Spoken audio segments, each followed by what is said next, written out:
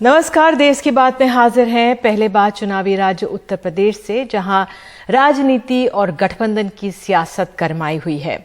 आज आम आदमी पार्टी के राज्यसभा के सांसद संजय सिंह ने समाजवादी पार्टी के प्रमुख अखिलेश यादव से लखनऊ में मुलाकात की है। कल ही अखिलेश यादव ने राष्ट्रीय लोकदल के जयंत चौधरी से मुलाकात की और इसके बाद दोनों ने फोटो ट्वीट कर साथ आगे बढ़ने की जानकारी दी थी। तो अब आज आम आदमी पार्टी से इस मुलाकात के बाद गठबंधन पर चर्चा गर्म है। दोनों का कहना है कि एक एजेंडे पर बात हुई है, रणनीति बनाई जा रही है कि योगी सरकार से मुकाबला कैसे हो। क्या निकला इस बातचीत से, आइए सीधे कोशिश करेंगे बात करने की। राज्यसभा से आम आदमी पार्टी के सांसद संजय सिंह हमारे साथ हैं। बहुत बहुत धन्यवाद संजय जुड़ने के लिए। नमस्कार। क्या निकला, आज मुलाकात हुई आप लोगों की, क्या निकला है इस मुलाकात में, क्या समझे जनता, क्या समझे? प्रारंभिक दौर की बातचीत हुई है और इसमें ये एक समान मुद्दों पर सहमति हुई कि भारतीय जनता पार्टी के कुशासन से उत्तर प्रदेश को मुक्त कराना है। एक ऐसा शासन जिसमें नौजवान को रोजगार मांगने पे लाठी और मुकदमा मिलता है, एक ऐसा शासन जिसमें गरीब की बेटी को हाथरस में रात में 2 बजे जला दिया जाता है, प्रभात मिश्रा एक निर्दोष नौजवान की फर्जी इनकाउंटर करके हत्या कर दी जाती है, मनीष गुप्ता को पुलिस वाले पीट के मार देते हैं, अरुण वाल्मीकि, इंद्रकांत त्रिपाठी, ऐसे कई मामले। और एक ऐसा शासन जिसमें किसान को फसल के दाम की जगह आंसू गैस के गोले झेलने पड़ते हैं। तो इस कुशासन से उत्तर प्रदेश को मुक्त कराना है, इसको लेके एक सार्थक और अच्छी बातचीत हुई और आगे इस दिशा में आगे और कोई बात आगे बढ़ती है तो उसकी जानकारी जरूर देंगे। अब हाल ही में जो पंचायत चुनाव हुए उसमें आम आदमी पार्टी ने कुछ हासिल किया है। यूपी में जो पंचायत चुनाव हुए लोकल वार्ड के, उसमें तो कितनी सीटों की उम्मीद है आप लोगों को? क्या पश्चिमी उत्तर प्रदेश, क्योंकि इसी पे आप लोग फोकस चाहते हैं, क्योंककि समाजवादी पार्टी को एक तरह से मुख्य विपक्षी पार्टी उत्तर प्रदेश में माना जा रहा है, तो आप लोगों की उम्मीदें क्या हैं? देखिए, पंचायत चुनाव का जो जिक्र आप कर रही थी, उसमें 83 जिला पंचायत सदस्यों की सीट आम आदमी पार्टी ने जीती थी और लगभग 40 लाख वोट हमको उस चुनाव में मिले थे। 350 ग्राम प्रधान जीते थे, बीडीसी जीते थे। तो उस चुनाव में ग्रामीण मतदाताओं ने भी आम आदमी पार्टी पर भरोसा जताया था। आज की बातचीत में निधि जी, सीटों के संबंध में और गठबंधन को लेके अभी अंतिम रूप से कोई बातचीत नहीं हुई है। एक सहमति समान मुद्दों पर बनी है कि भारतीय जनता पार्टी के कुशासन को उत्तर प्रदेश से हटाना है और इस पर आगे और भी बातचीत होगी और उसके बाद तब जानकारी देंगे आप। मैं अपने सहयोगी कमाल खान को कुछ देर पहले ध्यान से सुन रही थी। उनका ये कहना था कि जो पश्चिमी उत्तर प्रदेश है वहां पर करीब 20 सीटें मांग सकते हैं, क्योंकि वाकई और यूपी में तो और आम आदमी पार्टी का अस्तित्व नहीं है। तो उस लिहाज से आप लोग क्या उसी एरिया में फोकस करेंगे या किस तरह से आम आदमी पार्टी अपने आप को यूपी में बढ़ाना चाह रही है? देखिए, दिल्ली के मॉडल की या दिल्ली के कामों की ज्यादा चर्चा निश्चित रूप से अगर आप कहेंगे तो पश्चिमी उत्तर प्रदेश के इलाके में ज्यादा है। वहां के लोगों का आना जाना रहता है दिल्ली में। तो हमारा जो बिजली का, शिक्षा का, स्वास्थ्य का मॉडल है उसका एक व्यापक असर है, ये बात बिल्कुल सही है। लेकिन जब सीटों को लेके कोई बातचीत होगी या गठबंधन को लेके कोई बातचीत होगी तो उस समय बहुत स्पष्टता के साथ मैं आपको बता पाऊंगा कि कहाँ की सीटें और कितनी सीटों पे बातचीत चल रही है। बिल्कुल, क्योंकि संजय जी ये समझना बहुत जरूरी है कि अखिलेश यादव ने पहले ही साफ कर दिया था कि वो कांग्रेस से गठबंधन नहीं करने जा रहे हैं। उन्होंने ऐलान किया था कि वो छोटे राजनीतिक दल हैं, उन्हीं से ही वो गठबंधन करने जा रहे हैं। कल हमने आज देखा राष्ट्रीय लोकदल के जयंत चौधरी से उनकी फोटोएं सामने आई थी, राजभर जी से उनकी जो गठबंधन हो गया है सामने आई, अपना दल की जो अनुप्रिया पटेल की मां है उनकी पार्टी से भी उनका शायद गठबंधन हो रहा है। तो जो अखिलेश यादव की रणनीति है, जो छोटे क्षेत्रीय दल हैं उनको साथ लेकर आगे बढ़ने की, आपको लगता है कि आम आदमी पार्टी की जगह होगी? क्योंकि अभी आम आदमी पार्टी का कोई एक क्षेत्रीय दल यूपी में स्थान बना नहीं है। देखिए, मुझे लगता है कि पिछले 1-1.5 सालों में अगर निधि जी देखेंगी तो जितने भी बुनियादी मुद्दे हैं चाहे वो कोरोना की महामारी में 800 का ऑक्सीमीटर 5000 में खरीदा गया, 1600 का थर्मोमीटर 13000 में खरीदा गया, 12000 का ऑक्सीजन सिलेंडर 55000 में खरीदा गया, 8 लाख का वेंटिलेटर 22 लाख में खरीदा गया, या फिर राम मंदिर में जमीन खरीद के नाम पर घोटाला हो, या फिर जल जीवन मिशन में हजारों करोड़ का घोटाला हो, या फिर उत्तर प्रदेश में कस्तूरबा विद्यालयों में 9 करोड़ रुपए उस वक्त निकाल लिए जाएं जबकि कोरोना काल में विद्यालय बंद थे उनके खाने और स्टेशनरी के नाम पे। ये सब भ्रष्टाचार आम आदमी पार्टी ने खोला है। 18 मुकदमे मेरे ऊपर हुए, मेरी पार्टी का दफ्तर बंद करवा दिया गया, तमाम यातनाएं हमारे कार्यकर्ताओं को दी गई। तो आम आदमी पार्टी ने विपक्ष की भूमिका अपनी निभाई है।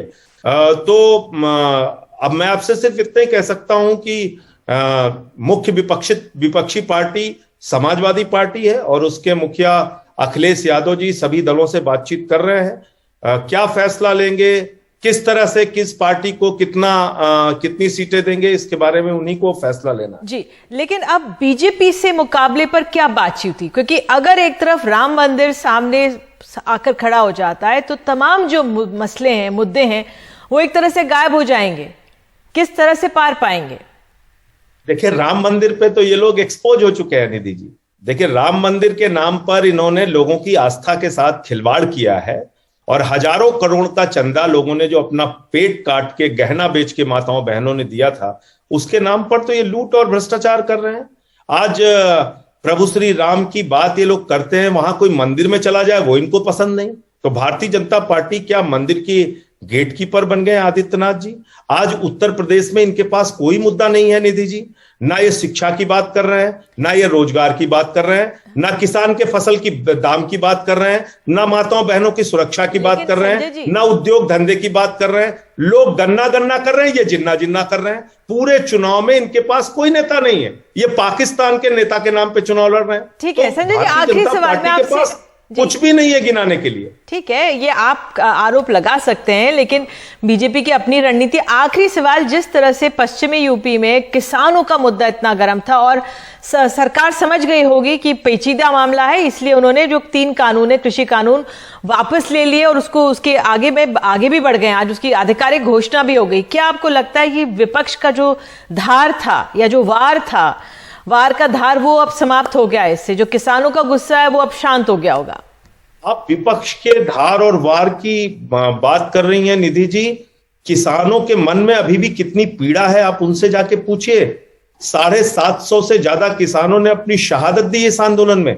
1 साल तक वो सड़कों पर रहे, ठंड झेली उन्होंने, बरसात झेली उन्होंने, गर्मी झेली उन्होंने, आपसे गिड़गिड़ाते रहे, रोते रहे, आपने उनकी बातें नहीं सुनी। आपने उनको आतंकवादी कहा, खालिस्तानी कहा, पाकिस्तानी कहा, आपने उनपे आंसू गैस के गोले छोड़े। और आपने कब चुनाव के ठीक पहले आपने ये तीनों काला कानून वापस लेने की बात की? तो किसान इससे खुश नहीं है। उनको एमएसपी की गारंटी चाहिए, नंबर 1, और दूसरा आपके नेताओं के बयान उनके मन में भ्रम पैदा करते हैं। आपके सेवानिवृत्त नेता कलराज मिश्रा जी जो वर्तमान में राज्यपाल है, वो कह रहे हैं दोबारा कानून आ सकता है। साक्षी महाराज जी कह रहे हैं दोबारा कानून आ सकता है। कमल पटेल इनके कृषि मंत्री है मध्य प्रदेश के, वो कह रहे हैं दोबारा कानून आ सकता है। तो एक संशय का वातावरण किसानों के मन में है, किसान संगठनों के मन में है कि क्या ये सिर्फ चुनाव के लिए वापस लिया गया, उसके बाद फिर से अपने पूंजीपति मित्रों के लिए कानून लागू कर दिया जाएगा? तो पहले दिन से जो काला कानून था, जिसके लिए पार्लियामेंट में हम लोगों ने आवाज उठाई निधि जी, उसको प्रधानमंत्री जी कह रहे हैं कि ये समझने में कि हम समझा नहीं पाए, 1 साल लग गया उनको। ये उनको समझने में कि वो किसानों को नहीं समझा पाए, इसमें 1 साल लग गया। चलिए, पहले दिन से लोग चिल्ला रहे थे कि ये गलत कानून है। ठीक है, आपने संजय जी बात अपने सामने रखी है कि किस तरह से संशय बना हुआ है, लेकिन सरकार दिख रही है कि वो इनको वापस ले रही है। बहरहाल, जो गठबंधन की बात थी समाजवादी पार्टी के साथ, आपने बताया है कि आगे भविष्य में ही स्थिति साफ हो पाएगी, लेकिन हम दोनों नेताओं की तस्वीरें साथ देखी हैं तो गठबंधन तो सामने तय है ही, दिख ही रहा है। आप जुड़े हमारे साथ, बहुत बहुत धन्यवाद। उत्तर प्रदेश की सियासत गरमाई हुई है और फिलहाल देश की बात में आगे बढ़ेंगे और हम अन्न, अनाज और गरीब की बात करेंगे। केंद्र सरकार ने आज जरूरी कदम उठाते हुए ऐलान किया है कि गरीब अन्न कल्याण योजना मार्च तक बढ़ रही है, कई राज्यों ने इसकी योजना बढ़ाने की मांग भी की थी। कुछ ही समय पहले उड़ीसा के मुख्यमंत्री नवीन पटनायक ने प्रधानमंत्री को इस बारे में खत भी लिखा था। लॉकडाउन के दौरान लाई गई थी योजना के तहत 5 किलो मुफ्त गेहूं या चावल प्रति व्यक्ति देश में दिया जाता है और देश में 81 करोड़ राशन कार्ड धारक हैं जिन्हें मदद मिलती रही है। इस योजना के तहत करीब 19 करोड़ लोगों को चना भी मिलता है पोषक तत्व के हिसाब से। और इस पर बात करने के लिए हमारे साथ अंजलि भारद्वाज हैं, आरटीआई एक्टिविस्ट हैं और उन्होंने एक क्षेत्र में बहुत काम किया है। अंजलि, बहुत बहुत शुक्रिया जुड़ने के लिए। जो आज सरकार ने इस योजना को आगे बढ़ाया है, इसको आप कैसे देख रही हैं? जी निधि, मुझे लगता है कि जो आज का अनाउंसमेंट है कि प्रधानमंत्री गरीब कल्याण अन्न योजना के तहत जो राशन कार्डधारी हैं उन्हें राशन मिलता रहेगा मार्च महीने तक, ये बहुत ही जरूरी और वेलकम स्टेप है। मैं ये इसलिए कह रही हूं क्योंकि हम सब जानते हैं कि हमारे देश में 90% लोग ऐसे हैं जो कि असंगठित क्षेत्र में काम करते हैं, जो रोज मर्रा जाकर व्यवसाय के लिए खोजते हैं, काम खोजते हैं तो वो काम कर पाते हैं। इसमें से बहुत सारे लोग ऐसे हैं। जब लॉकडाउन लगे हैं और जिस तरीके से इकोनॉमी ध्वस्त हुई है कोविड के कारण, स्पेशली हमने देखा है कि ये सभी लोग जो कि हाशिए पर रहते हैं, चाहे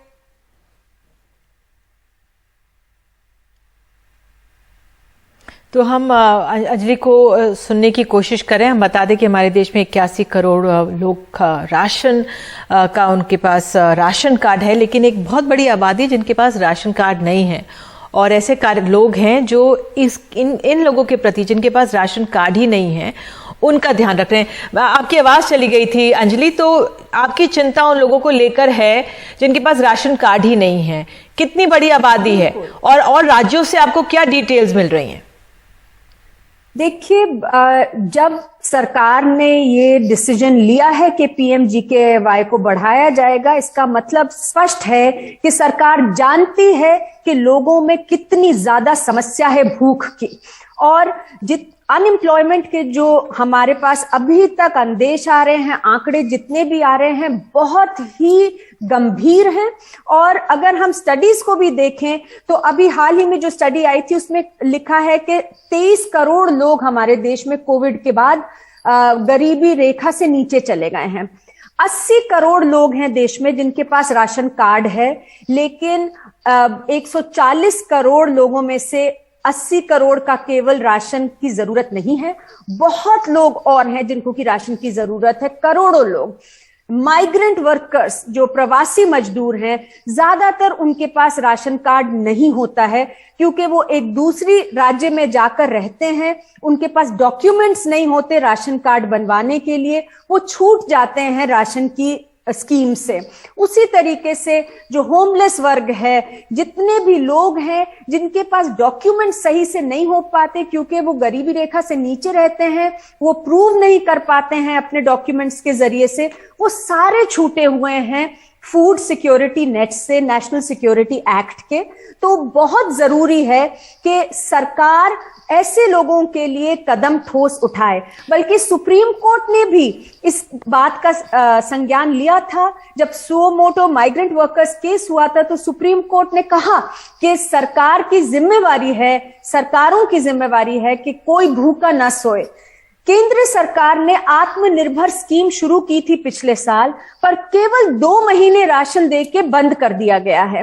तो उन सब लोगों का क्या होगा, ये एक बड़ा सवाल बनता है। अगर सरकार कह रही है कि जिन लोगों के पास राशन कार्ड है उन्हें 5 किलो राशन मिलता है, उन्हें और 5 किलो की जरूरत है, तो उन लोगों का क्या होगा जिनके पास राशन कार्ड है ही नहीं, उन्हें एक दाना भी राशन का अभी सब्सिडाइज्ड रेट पर नहीं मिल पा रहा है। अंजलि, एक संक्षेप में मैं आपसे सवाल पूछना चाहूंगी। अब विपक्ष आरोप ये लगा रहा है कि सरकार ने इसलिए एक्सटेंड किया है, भले ही कितना अच्छा कदम है क्योंकि चुनाव करीब है, चुनाव करीब है, अगर सरकार वोटों के लिए भी कर रही है तो उसका भी स्वागत है, लेकिन आपका क्या आंकलन है?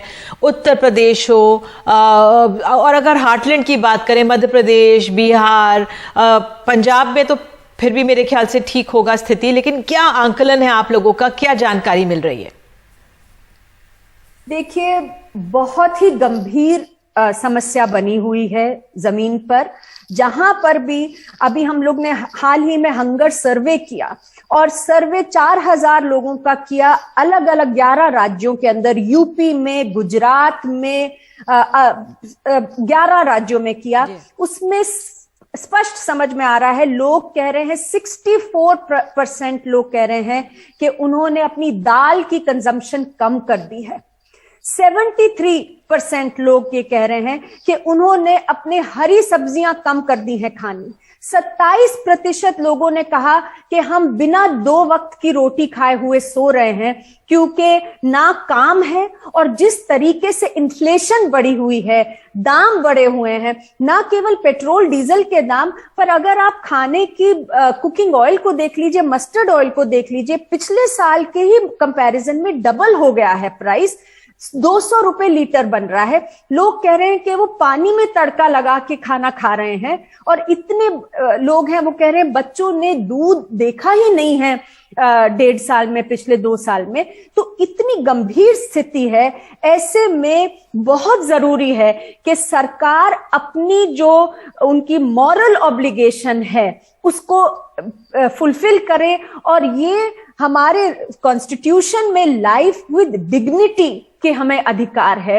आप अगर लोग, इतने लोग हैं जो आज भीख मांगने पर मजबूर हो रहे हैं अपना और अपने परिवार का गुजर बसर करने के लिए, खाना खिलाने के लिए, तो सुप्रीम कोर्ट ने भी ये कहा है कि to ensure a life of dignity for people, सरकारों को ये कदम उठाने होंगे।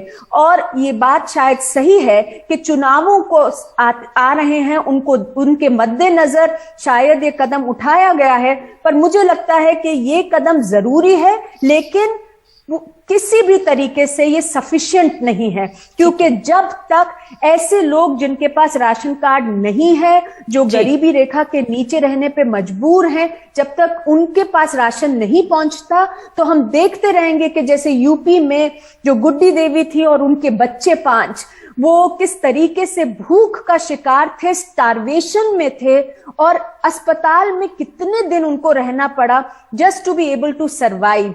अभी हाल ही में जौनपुर में लोगों ने ट्रेन के सामने आत्महत्या की, क्योंकि खाने के लिए कुछ नहीं है। तो ये समस्या तो बहुत ही गंभीर है, और सरकारों का ये उत्तरदायित्व है कि लोगों को भूखे ना रहना पड़े। जी अंजलि, और हमारे गोदाम भरे हुए हैं निधि, जी गोदामों में राशन भरा हुआ है, तो ये जिसको हम कहते हैं कि भरे गोदाम और खाली पेट, ये तो अन्याय होगा। बिल्कुल, वाकई में हर साल वो तस्वीरें आती हैं कि हमारे जो गोदाम भरे हुए हैं, खुले में अनाज पड़ा हुआ है, और ऐसे में ज़रूरतमंद लोगों को मिल जाए, उन तक पहुंच जाए, ये बहुत बड़ी ज़रूरत है। और फिलहाल उस राह में कुछ कदम बढ़े हैं। गरीब अन्न कल्याण योजना के तहत लोगों को अगले साल मार्च तक तो अन्न मिल जाएगा। बहरहाल अंजलि, आप जुड़ी, बहुत बहुत धन्यवाद। देश की बात में एक छोटा सा हम लोग ब्रेक ले रहे हैं। ब्रेक के बाद आगे जाएंगे, बढ़ेंगे और बताएंगे कि राहुल गांधी ने सरकार से की है कोविड के दौरान मरने वालों के परिवारों को 4 लाख मुआवजा देने की मांग। राहुल गांधी एक छोटे से ब्रेक के बाद गुजरात में कोरोना से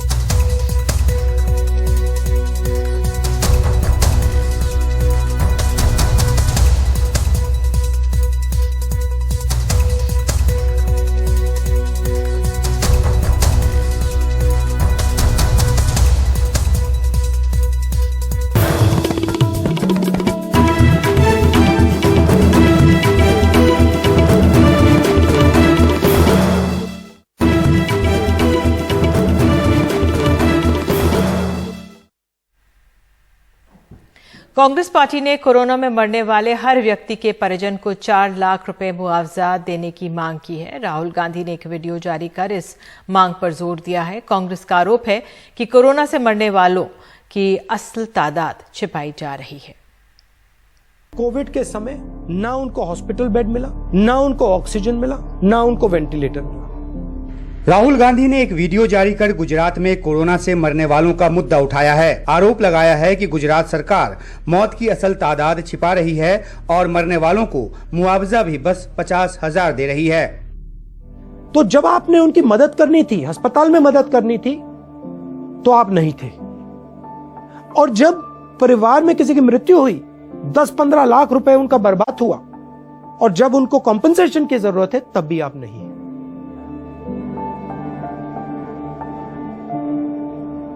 किस प्रकार की सरकार है?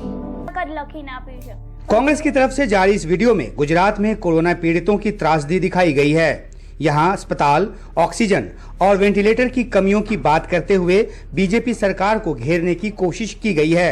सूत्र बताते हैं कि छत्तीसगढ़, राजस्थान और पंजाब जैसे कांग्रेस शासित राज्यों में 4 लाख के मुआवजे का ऐलान जल्द किया जाएगा ताकि बीजेपी शासित राज्यों पर दबाव बढ़े। कांग्रेस के गठबंधन वाले राज्यों में भी इसे लागू किया जाएगा। कोरोना के दूसरी लहर के दौरान हमने आपको से देखा है, लोगों के मौत कोरोना वायरस से हुई थी, लेकिन सरकार के आंकड़ों में साधारण मौत बताया गया है और देश से झूठ बोला गया है। सुप्रीम कोर्ट फटकार पड़ने के बाद कॉम्पोजिशन के नाम पर मोदी सरकार ने 50,000 का देने का मजाक किया गया। कोरोना त्रासदी के समय कांग्रेस के यूथ विंग ने पीड़ितों की बढ़ चढ़ कर मदद की थी। कांग्रेस मोदी सरकार पर लगातार आरोप लगाती रही है कि उसने स्थिति का सही आकलन नहीं किया और न ही इससे लड़ने का समुचित प्रबंध किया। कांग्रेस की कोशिश लोगों के जख्मों पर मुआवजे का मरहम लगाकर दिलों तक पहुंचने की है।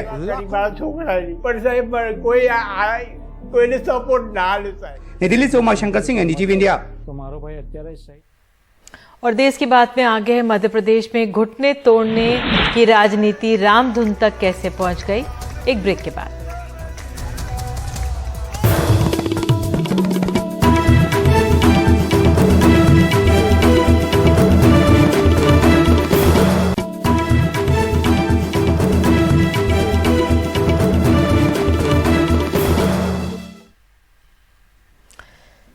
देश की बात में खबर है मध्य प्रदेश से। मध्य प्रदेश में इन दिनों बीजेपी और कांग्रेस नेताओं के बीच घुटना तोड़ने से शुरू हुई राजनीति रामधुन पर पहुंच गई है। दोनों दलों के कार्यकर्ता आमने सामने आने को तैयार थे, लेकिन पुलिस के बैरिकेड्स ने रास्ता रोक दिया।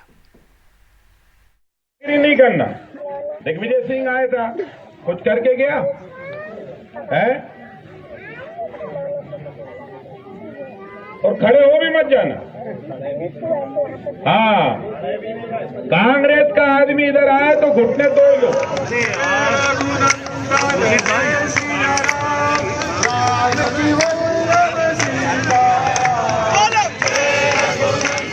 बुधवार को भोपाल की सड़कों पर यही नजारा था। दिग्विजय सिंह और कांग्रेस कार्यकर्ता सड़क पर रामधुन गा रहे थे।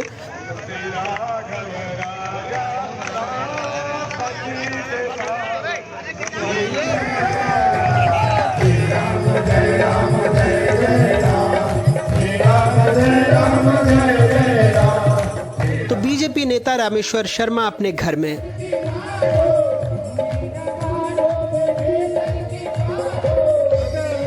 घुटने तोड़ने की धमकी के बाद दिग्विजय सिंह ने रामेश्वर के घर आने की बात कही थी।